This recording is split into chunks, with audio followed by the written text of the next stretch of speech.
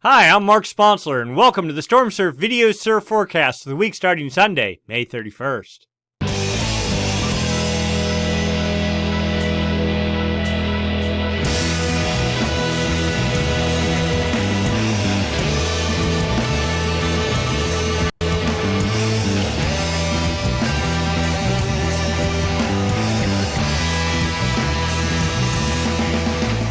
Tonight we'll be discussing jet stream level winds, surface level pressure, significant wave heights, and all the things that go into making surf in the North Pacific Ocean. Let's get to work.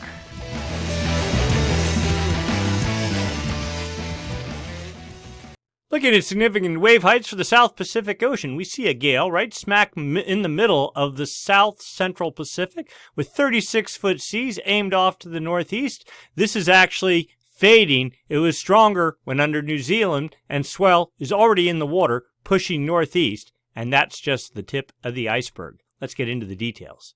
As usual, we'll start off looking at jet stream level winds. These winds up about 30,000 feet help support the formation of gales when they form, help direct their track. So we're looking at the southern branch of the jet stream right here. That's the one that's most responsible for supporting gale development. And what we're looking for is a trough. That is the jet pushing to the north, like right there. That helps create a clockwise flow aloft. Clockwise is the hallmark of low pressure in the southern hemisphere. It also does the same thing down at the surface. Of course, if low pressure is strong enough, it generates wind. If the winds are strong enough, they generate seas. Seas, as they radiate away from the fetch area, if they're high enough, turn into swell. Swell, when it hits your beach, turns into surf. So we have a little area here being fed by 120 knot winds, offering some support for gale development. And as we know by looking at the significant wave height charts, there is something right here that is producing swell radiating in our direction. All right, so we go into Monday or so, and you see now off under New Zealand, we've had a ridge. That is the jets pushing to the south. That basically wipes out support for gale development. When you have a split flow like we have right here, you get high pressure in between, and that just shuts down the storm machine. So as we get into Monday, it looks like our gale that is pushing off to the east is to be fading, and a split jet stream unfavorable pattern is to set up, and that is to continue. You can just see the jet hanging down, a little bit of maybe a trough trying to develop. In fact, as we get into Wednesday night, here we go. Look at this, 150 knot winds pushing off to the northeast. A little bit of a trough here in the far southeast Pacific. That continues into about, we'll say Wednesday night, early Thursday, and then the trough gets pushed out or to the east of the Southern California swell window. Southern California about 117, 118 west, and that's the end of that. And again, this sort of ridging, southward pushing jet pattern takes over in the South Pacific. That continues into about Saturday. There's some hints of maybe some sort of a trough trying to build under New Zealand. Let's see how it materializes. And yeah, we get into Sunday. Maybe, just maybe something there, but not a lot of wind pushing to the north. You really need more than this 100 knot winds, at least 120 knot winds. And so probably that's it. So we have our one gale, and then the model suggests maybe something else in the southeast Pacific, and then things quiet down a little bit. Let's go take a look at the surface level pressure and see what's going on. Here we are, surface level pressure, surface level winds. No big surprise, there's a gale with 35 to 40 knot winds right there, those sort of orangish colors right there, pushing off to the northeast, and that's what you want. You need fetch pushing up towards California and or Hawaii, unlike this gale here that has 40 knot winds, but they're all aimed southeast over Antarctic ice, and the ice line's about 65 south, so probably no swell from that, but certainly we know swell is being generated from this with seas present in this area. This area over here, too far east, out of the California swell window, and of no concern at the moment. All right, so as we get into Monday, the gale in the far east Pacific starts fading out completely, and then our ridge, sure enough, there's high pressure, 1036 millibar high, and it rotates counterclockwise in the southern hemisphere. Fetch all aimed south at Antarctica, nothing there. Now, there is a gale forecast of the far southeast Pacific, but it is to fall southeast, and most of the fetch aimed off to the south. And even if you have north winds, if the gale itself is falling south, I'm sorry, if you have south winds like on this quadrant of the storm, but the gale itself is falling south, it's very rare for you to get much, if any sort of swell radiating from that. And as you see, yeah, 55 knot winds, but all the energy, for the most part, looks to be aimed off to the east. But we'll keep our eye on this. Maybe, just maybe, we get a little pulse of south swell out of that. And then it's quickly out of the picture by Wednesday morning. And then we know there's another trough supposed to form here in the far southeast Pacific. And in fact, 40 knot winds suggested in that area on Wednesday midday, lifting off to the northeast. Another gale over here under New Zealand, but it is more falling southeast. So this system here has some hope into Thursday. Oh, and then it's out of the California swell window, so maybe a little bit. Now we'll keep our eye under New Zealand, see if anything happens there. And yeah, some fetch. Another system here under there we go, but pretty much all moving fast to the east, high pressure in control. You can see this. We're just looking for anything. So theoretically, under New Zealand on Saturday, there's supposed to be a pretty decent gale, 45 knot winds. What does it do? It, actually builds to 55 knot winds and free and clear of ice as we get into Sunday and then fading out. Maybe there is some potential there. We'll have to keep our eye on that. All right. We're 180 hours out. Let's go take a look at the wave models. Now we're going back in time. Right now we're at 18Z on Tuesday. A small gale developed south of New Zealand, 30-foot seas, but watch this. It just starts pushing well off to the northeast, 33-foot seas as we're into Tuesday and Wednesday, and then starts fading Wednesday night and Thursday in the upper reaches, 40 south, that's pretty far to the north, upper reaches of the central South Pacific, and dies out. Swell is radiating to the north, expected about 8 or 10 days out. So when did this start? Let's go back there and take a look. It was on, Tuesday, so maybe in the Thursday time frame, swell from this one will reach into California, and maybe on Tuesday into Hawaii, and then things got pretty quiet for a little bit after that, but then, here we go, one more gale started developing Friday night into Saturday morning with 43-foot seas, building to 46-foot seas, but notice this one moving more off to the east. A little bit of push to the northeast as we got into Saturday night with still 44-foot seas, and then into Sunday morning with 40-foot seas.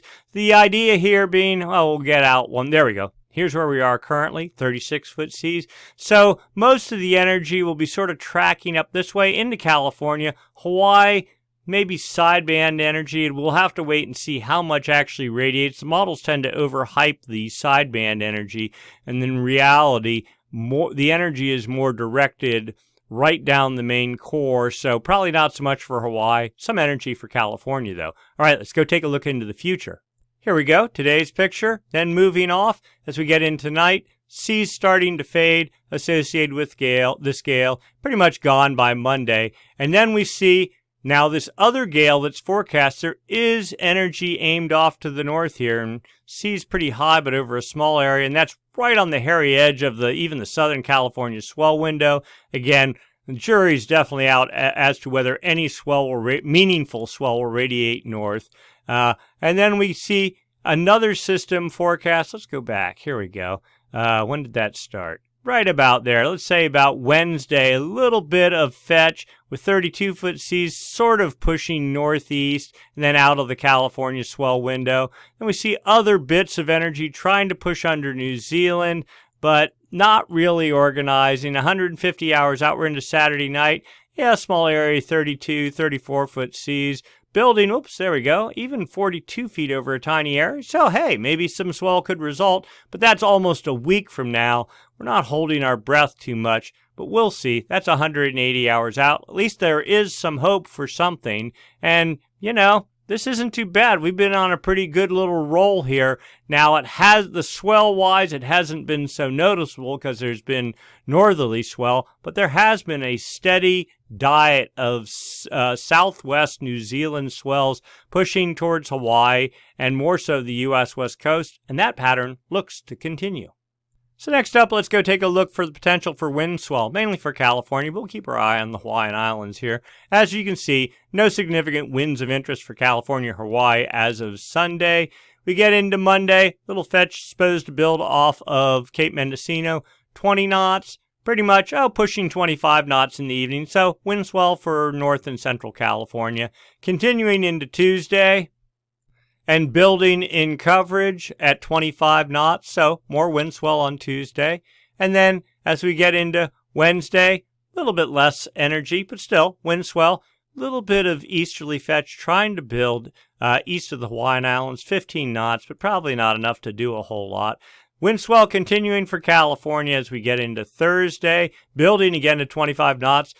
15 knot fetch, almost 20 knot, pushing closer to the Hawaiian Islands, so we'll say some wind swell there. And certainly as we get into Thursday night, and wind swell for all of North and Central California as we get into Friday. Same deal for Hawaii. Saturday, the fetch fades out, wind swell drops off, little bit of wind swell for Hawaii. See, notice low pressure here, cutting the legs out of this high pressure and giving us a little bit of slack from the winds. But then as we get into Sunday, the wind starts building again. Now, this is probably not so good for wind swell production. It's a little bit too far south, really centered over over Point Conception.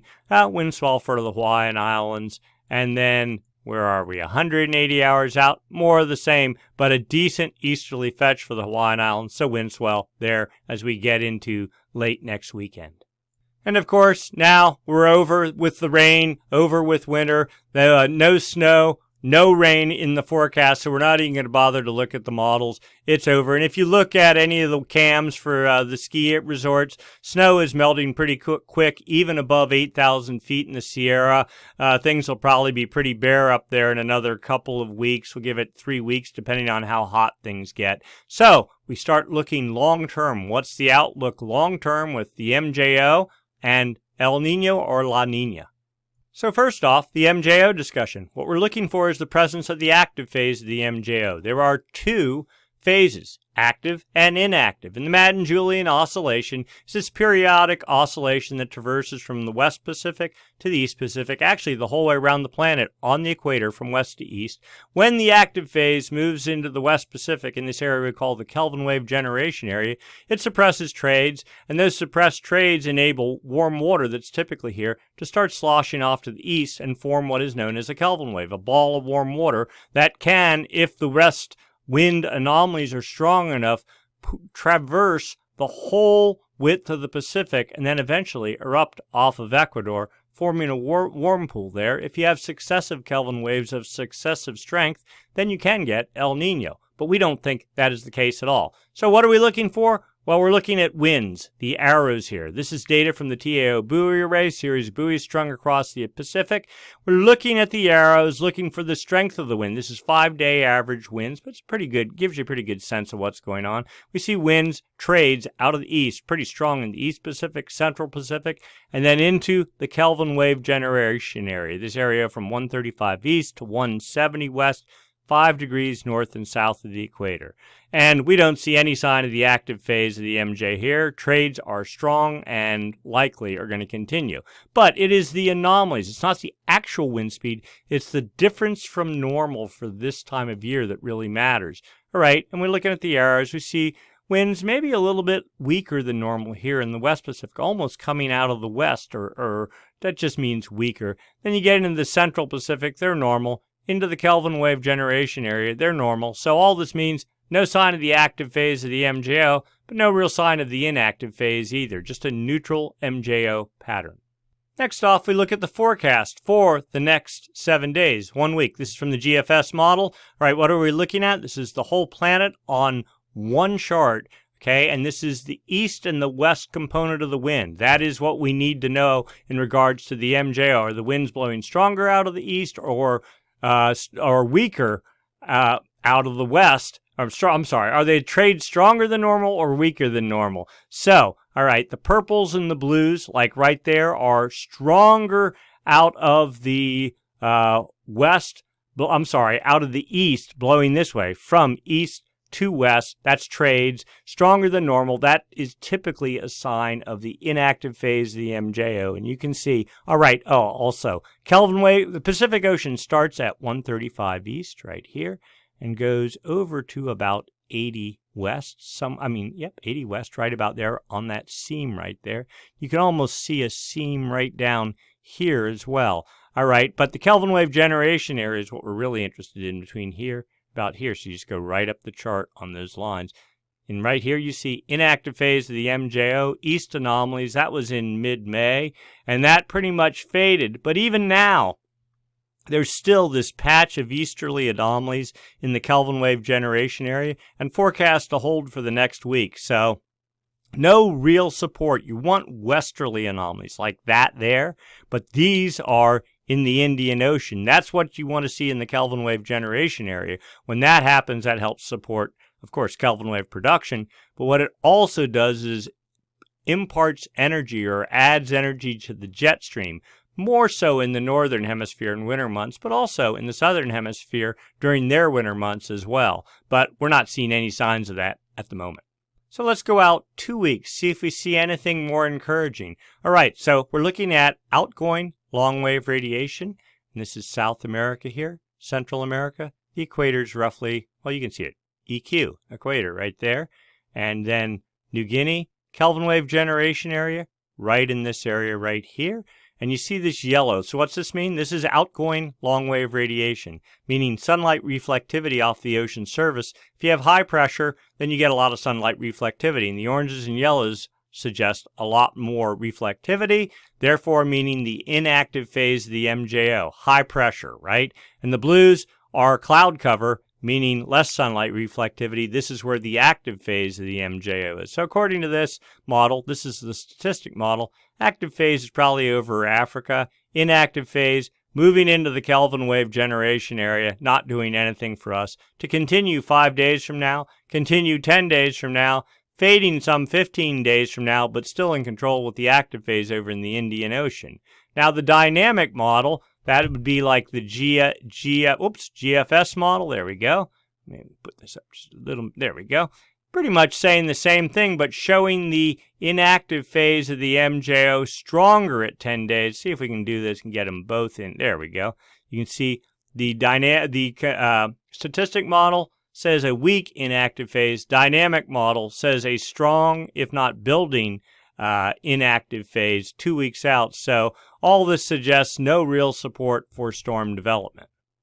Let's go take a look at the upper level model. Okay, this one, now what's this all about? Well, first of all, let's get ourselves oriented. 0, that's the equator right there. South America, Central America, New Guinea there, Australia, Kelvin wave generation area right about in here. This is the critical area that we like to monitor for the MJO. The yellows suggest areas and oranges not favorable for precipitation. High pressure, inactive phase of the MJO.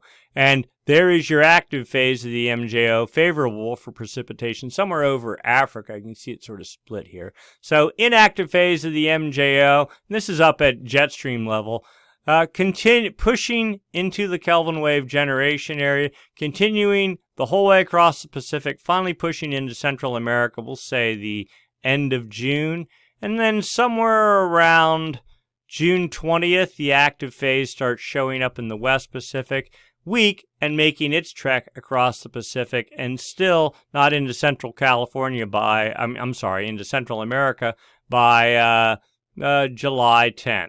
So it takes about 3 to 4 weeks for the MJO to make it from the West Pacific to the whole way to the East Pacific, whether active or inactive. The other hint here is, look at this, the inactive phase, quite strong, active phase, pretty weak. That's the hallmark of La Nina, where the inactive phase is strong, active phase is weak. During El Nino, the active phase is strong, and the inactive phase almost disappears. Next up, phase diagram charts. Just a better way of seeing where the active phase is and how strong it is. Right, so what are we looking at here? It's called a phase diagram chart.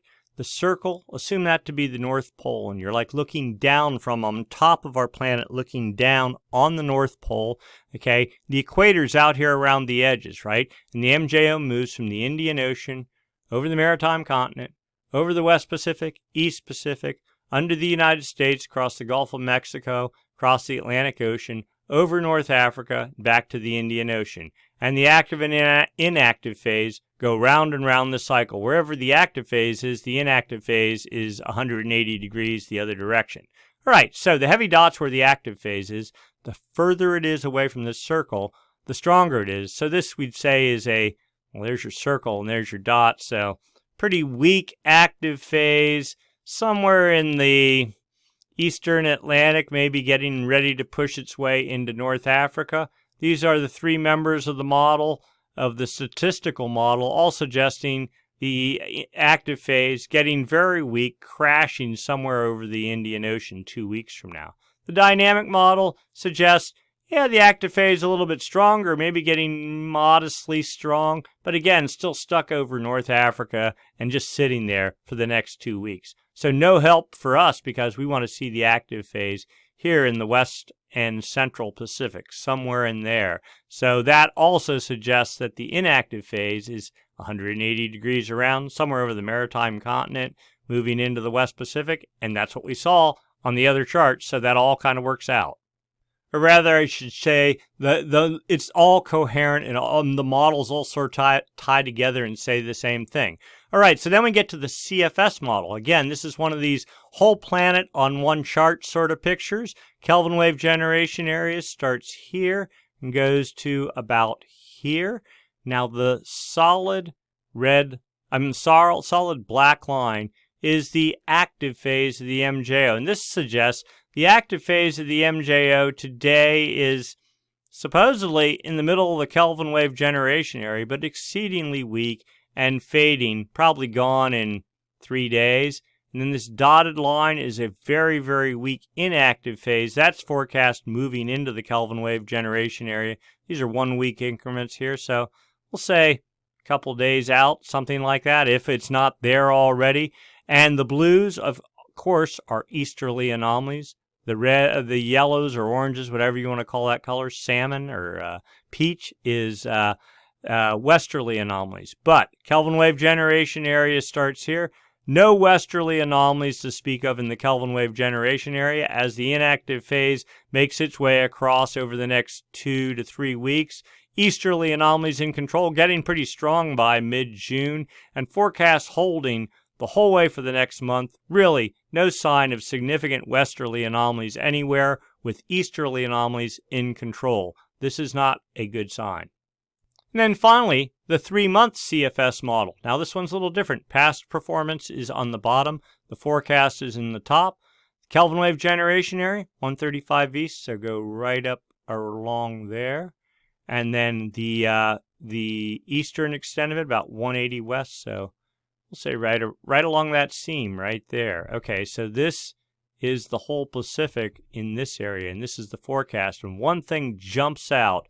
You just look here, blues, the whole, just a giant chunk of blues. We've not seen anything like this in a couple of years. Those are easterly anomalies. That is not supportive of storm production at all. And you see your yellows and your oranges, but they're all in the Indian Ocean, not in the Pacific. The cutoff for the Pacific, the beginning of the Pacific, is right along there. So this doesn't look particularly good, just eyeballing this right out of the gate. Let's overlay the MJO. And not that it really matters if you don't have westerly anomalies. Who cares, right? All right, so today here we are with our little, I guess we'll call it a weak inactive phase of the MJO, with this sort of mixed neutral to easterly anomaly pattern, and that continues through June. Active phase of the MJO sets up with 3 contours, but you know what? All we get is 2 little tiny pockets of westerly anomalies and barely in the Kelvin wave generation area, with easterly anomalies in control, and then easterly anomalies just continuing. The active phase, when it does show up, literally has no impact. So that strongly suggests the development of La Nina. So let's overlay the low pass filter. This filter is sort of like a high pressure, low pressure bias indicator. So back in the past, back in February, we had 1, 2, almost 3 contours, this solid line here, that would be a low pressure bias, right smack in the middle of the Kelvin wave generation area. Now, we didn't have a whole lot of surf when we got into, what was it, mid-January, February, that sort of thing. But, you know, we had high hopes for last winter. It didn't materialize, but if we had high hopes then, you see this dotted line? That is a high pressure bias. No wonder there's easterly anomalies when you have high pressure locked over the Kelvin wave generation area. And 1, 2, notice it's almost 3 contours as we get into late August. This strongly suggests the development of La Nina. And to top that off, you see the low pressure bias that was in the Pacific in winter is now forecast to start building over the Indian Ocean. Great time to go get surf there would be in the Indian Ocean, and it looks like the Pacific, just looking at all this, will get pretty quiet indeed. All right, so let's go take a look in the ocean, see what that tells us, and we're not so interested in the MJO anymore. Now we're going to start talking El Nino or La Nina. All right, so let's look at subsurface water temperatures. This is the West Pacific here. This is the East Pacific here. We're going down in the ocean on the equator, 2 degrees north and south of the equator. This is data from the TAO buoy array, a series of buoys strung across the equator used for monitoring El Nino.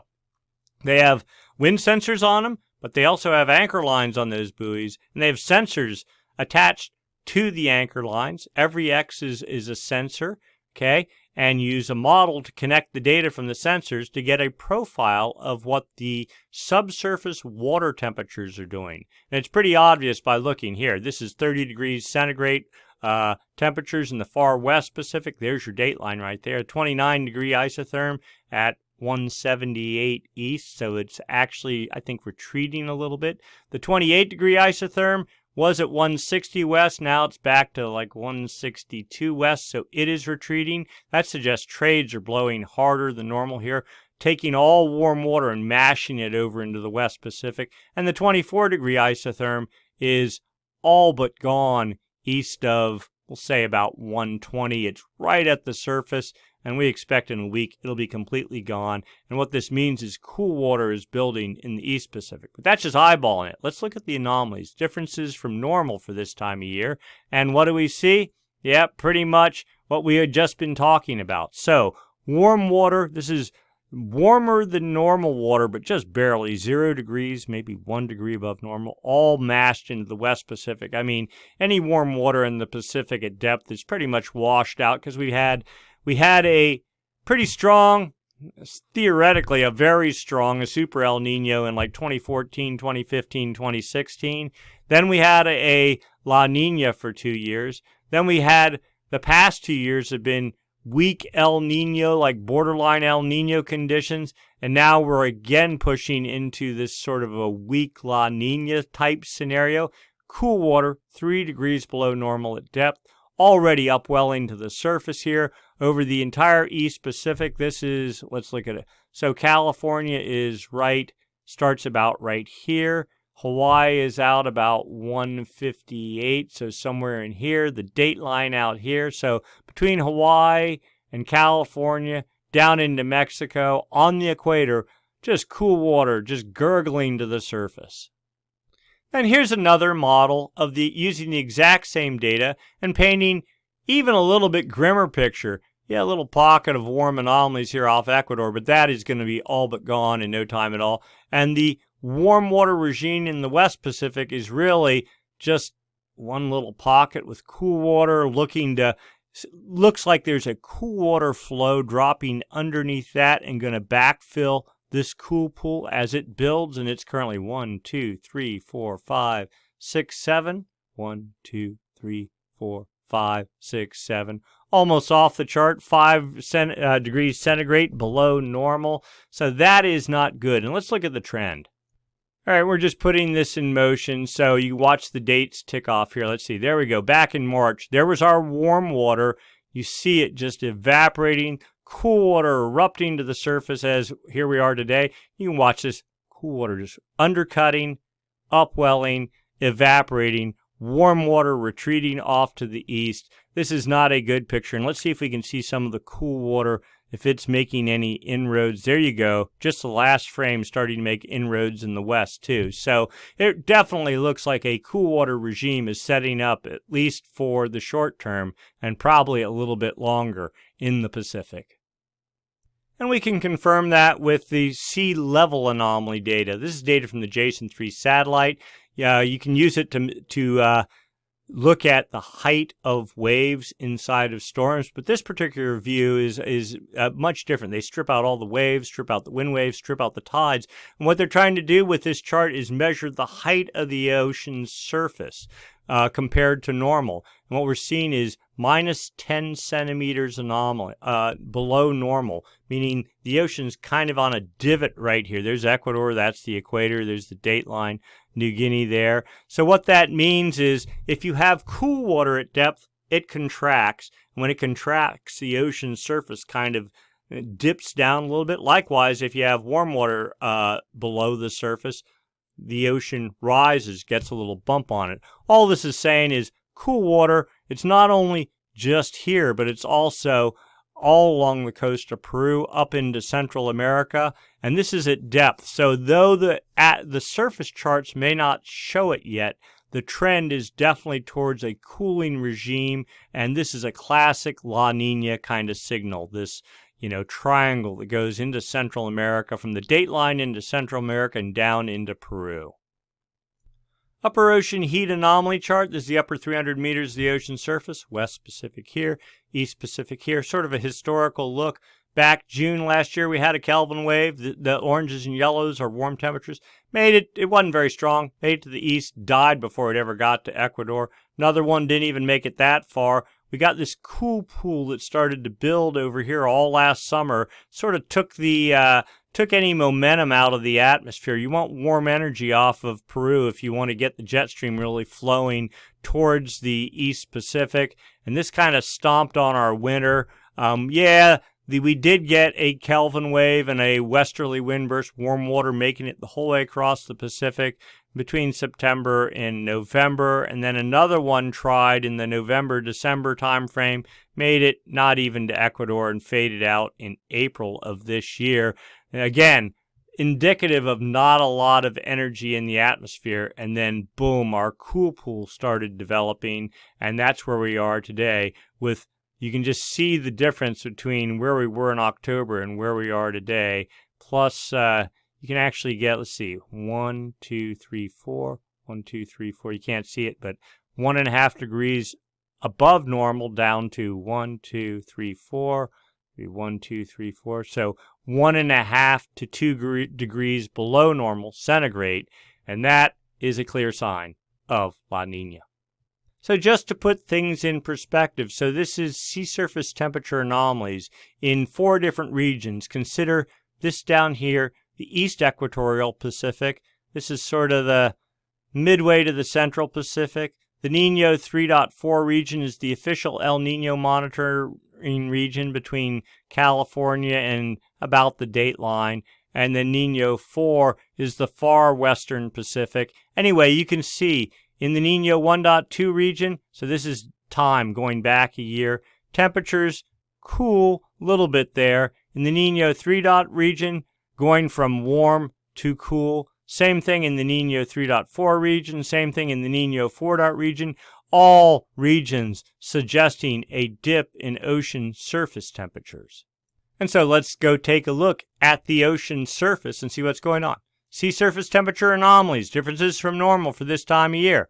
There is Central America, South America, Peru, and the blues are colder than normal temperatures. You can see clearly this is the same one. It's not 2 of them, and the images just don't overlap or seam up correctly. But the date line's out here, and this is the equator. Cool temperatures the whole way.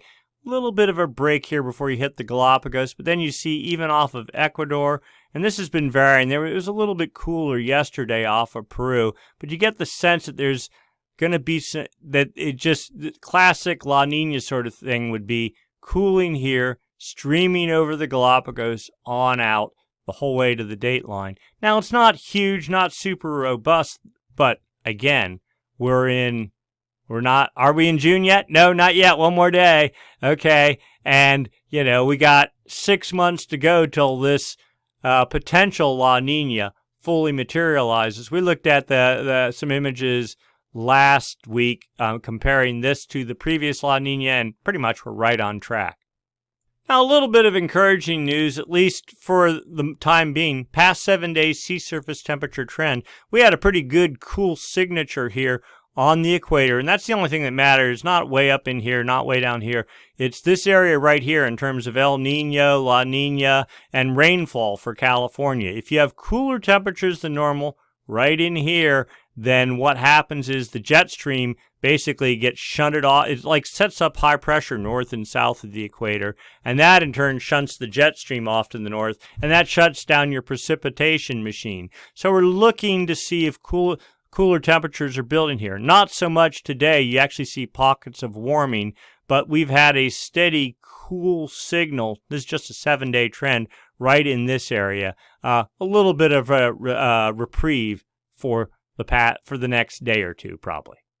And then the backed off view, sea surface temperature anomalies. Again, the same deal. Cool anomalies on the equator. For the moment, a bit of a break, but if the inactive phase of the MJO sets up as we know it's supposed to over the next 2 weeks, that will only start feeding trades as it makes its way over to the Central Pacific, and we'll see more upwelling. We know there's piles of cool water at depth in this area. That's all going to get drawn to the surface, and this cool signature, will probably only get stronger. Another component of La Nina is what's happening in the atmosphere. We looked at subsurface, certainly looks cold there. We look at sea surface temperature data. It looks like it's trying to get cold there. Is the atmosphere doing anything or responding? Well, so we look at what we call the Southern Oscillation Index, difference in some pressure between Tahiti and Darwin. Okay, when pressure is lower than normal over Tahiti, then and stays that way for maybe 20, 25 days, then maybe we're talking about the active phase of the MJO. If it's lower over a much longer period of time, then maybe El Nino. If it's positive, then the opposite is true. Today's daily contribution positive 20.01, and it was 17.79 yesterday. And that 2 days does not make a trend. And we kind of look down over the past bit of time, and generally the index appears to be more on the positive side than the negative side, but not markedly so up until the past 2 days. So let's go filter the noise out. 30-day average. Well, we're at plus 2.66. And where have we been looking back here? About 0. So we had a 2.9 reading. So we're not too far off of normal for the moment. In the 90-day average, so this is your El Nino La Nina indicator, still negative, minus 1.16. It needs to be down to minus 15 or 20 to be El Nino, but it's not super positive. It's not plus 12 or plus 15, which would be La Nina. It's minus 1.16. Okay, and generally, yes, getting closer to neutral, but yeah, we were down 2.8, minus 2.9. So not too far off the mark for the moment. We're going to keep our eyes on this. So the ocean can do all kinds of stuff, but the atmosphere has to sense that something significant has changed in the ocean. The ocean kind of does this thing where it'll jump around and do stuff, but it has to sit, kind of get locked in for a period of about a month or more before this index will start recognizing what's going on. So far, we're not in a horrible position, atmospherically speaking, though there is plenty of evidence in the ocean that something is happening. And we forgot to show this. The Nino 1.2 Sea Surface Temperature Index, Sea Surface Temperature Anomaly, just the trend of what's happening. This is the area right up there along Peru and the Galapagos. It's definitely a downward trend. We were down at minus 0.85, not quite a degree below normal, just for 1 day, rebounding almost normal today, but you can see a definite downward trend in the data. And then in the official El Nino monitoring region, the same deal. We were down to minus 0.6. You need to be at minus 0.5 for 5 months to get you into La Nina, and we're rebounding today at minus 0.334. So But the trend, again, that downward trend, that's kind of concerning, and that's coming out of the spring unpredictability barrier. So we're in a prime time for real, legitimate trends to start setting up, and we suspect we are seeing a real downward trend in sea surface temperatures. And then the 30-day moving SOI. This is, again, that Southern Oscillation Index. What's the trend? Okay, so you can see back in 2018, we were coming out of a La Nina, and the index started falling negative. And then in 2019, we thought we were in some sort of a weak El Nino. Even in the fall of 2018, though we did have a big upward spike, this is what we thought we were moving towards, maybe some sort of a weak El Nino. But then starting October of last year, you can see the trend has just been steadily upward, moving. So La Nina, if we were up in here somewhere, that would be La Nina. We're not there now. We're dead neutral. It's kind of cool to watch this. The downward spikes of the inactive phase of the MJO, upward spikes active. So you can see the regular cycle going on here. And then we're in, this looks to be the inactive phase of the MJO. We didn't even have a active phase lately, and it looks like we're getting ready to start another inactive phase. So we'll see where we end up. But a trend definitely pushing at least towards neutral. And then finally, the official sea surface temperature anomaly forecast for the Nino 3.4 region, the official El Nino monitoring region on the equator, from south of California, about out to the date line. So the solid line is actuals. And as we got into the beginning of May, we were dead neutral. The forecast, as we get into June here, has temperatures about half a degree below normal. That's probably about where we are, maybe a little less than that. And the forecast has temperatures kind of holding there into late July. And then we go through another big dip as we get into, we'll say, the end of October, when temperatures dip the whole way to minus 1 degree or minus 0.95, and holding. All this, once you're below half a degree below normal, you're in La Nina territory. So it looks like, according to this model, which so far has been spot on, and all the other models which swore we weren't going into La Nina aren't even close. This model, which was an outlier, seems to be getting us closer to the truth. We're siding with it, and it's suggesting a La Nina winter coming up. So what does this all mean? Well, that doesn't mean you won't have surf during La Nina, though typically what happens is, because La Nina sort of shuts down the Kelvin wave generation area, it also hampers energy transport to the jet stream, which in turn then hampers storm development. Now, it's not a lock solid, this is the way it is, and you can see clearly that we've had a series of storms under New Zealand. There are multiple swells in the water pushing north. They're supposed to be pretty much guaranteed swell at this point the whole way through about June 11th relative to California, all southern hemiswell, and some pretty good sideband energy. A good solid pulse of swell is working its way towards Hawaii for the Tuesday, Wednesday, Thursday time frame. So just because you're trending towards La Nina, just because you have cold water, just because you don't have the active phase of the MJO, does not mean that the atmosphere is not going to produce storms and there won't be surf, and there won't be rain in winter months either.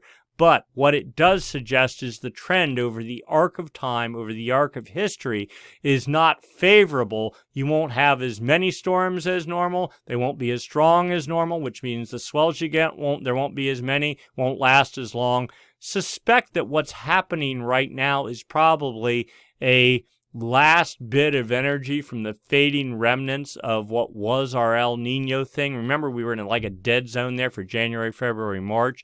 And for whatever reason, the last little push of energy is working its way out of the Pacific. The entire atmosphere appears to be reconfiguring itself to target the Indian Ocean. And when that happens, the Pacific pretty much goes to sleep. Again, not completely asleep, but not like what you would be used to or would expect. So, point being, there's swell in the water. It's more coming. Make the most of it while you can. And hey, the virus thing is sort of settled down for the moment, and people are, the beaches are opening up, parking lots are opening up north. So go get some waves, have fun, keep socially distant, be smart, don't, just don't do anything, not so smart. Keep yourself healthy so you can surf and enjoy it. So, that's it for this week. If you enjoyed the video, give us a thumbs up. If you haven't subscribed, subscribe. Click the button down over there on the right. And other than that, we'll do this again next week. Same time, same channel. Thanks for watching.